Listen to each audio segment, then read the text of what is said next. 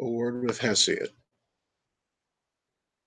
From the works of Lucian of Samosata, traded by Fowler H.W. and F.G., Oxford, The Clarendon Press, 1905. Licinus. Hesiod. 1. Licinus. As to your being a first-rate poet, Hesiod, we do not doubt that any more than we doubt your having received the gift from the Muses together with that laurel branch. It is sufficiently proved by the noble inspiration that breathes in every line of your works.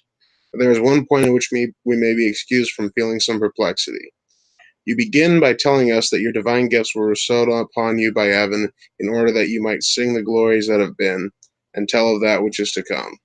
Well, now, one half of your duties you have admirably performed. You have backtraced the genealogy of the gods to Chaos, and Ge, and Uranos, and Eros.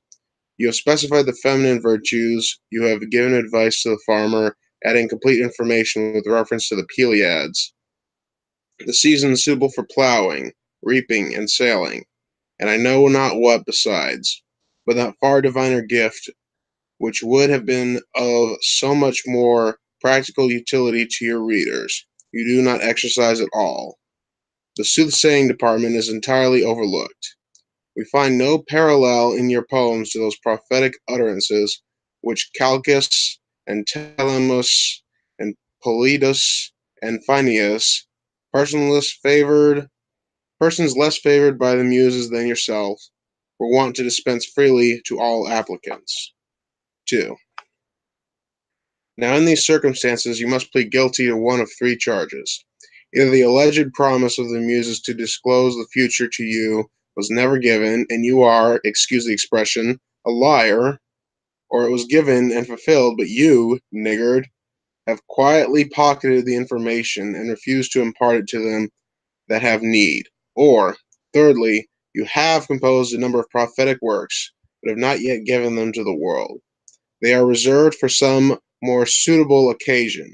I do not presume to suggest, as a fourth possibility, that the Muses have only fulfilled half of their promise, and revoked the other, which, observe, is recorded first in your poem.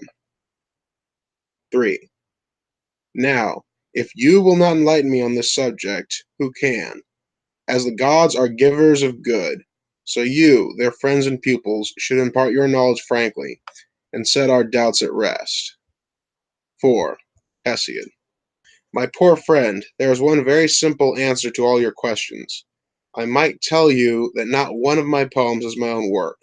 All is the Muses, and to them I might refer you for all that has been said and left unsaid. For it came of my own knowledge, of pasturage, of milking, of driving a field, and all that belongs to the herdsman's art. I may fairly be held responsible. But for the goddesses. 5. They give whatso they will to whom they will. Apart from this, however, I have the usual poet's apology. The poet, I conceive, is not to be called to account in this minute fashion, syllable by syllable. If in the fervor of composition a word slips in unawares, search not too narrowly. Remember that with us meter and euphony have much to answer for, and that then there are certain amplifications, certain elegances, that insinuate themselves into a verse, one scarcely knows how. Sir, you would rob us of our highest prerogative, our freedom, our unfettered movement. Blind to the flowers of poetry, you are intent upon its thorns, upon those little flaws that give a handle to malicious criticism. But there, you are not the only offender, nor I the only victim. In the trivial defects of Homer, my fellow craftsman, many a carping spirit has found material for similar hair-splitting disquisitions. Come now, I will meet my accuser on fair ground, face to face. Read, fellow, in my works and days. Mark the inspired prophecies there set forth, the doom foretold to the negligent, the success promised to him that labors aright and in due season. One basket shall suffice to store thy grain, and men shall not regard thee. Could there be a more timely warning, balanced as it is by the prospect of abundance, held out to him that follows the true method of agriculture?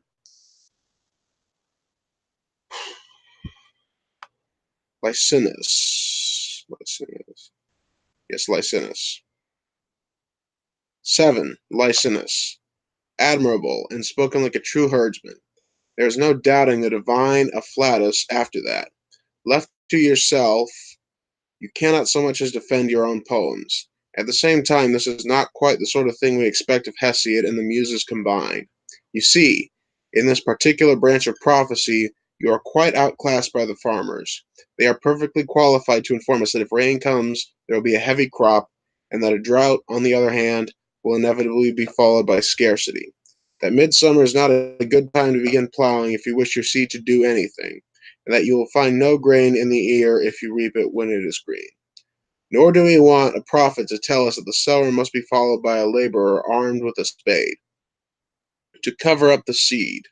Otherwise, the birds will come and consume his prospective harvest. Call these useful suggestions if you like, but they are very far from my idea of prophecy. 8. I expect a prophet to penetrate into secrets wholly hidden from our eyes. The prophet informs Minos that he will find Hesiod drowned in a jar of honey. He explains to the Achaeans the cause of Apollo's resentment. He specifies the precise year in which Troy will be captured. That is prophecy. But if the term be so extended, then I shall be glad to have my own claims recognized without loss of time.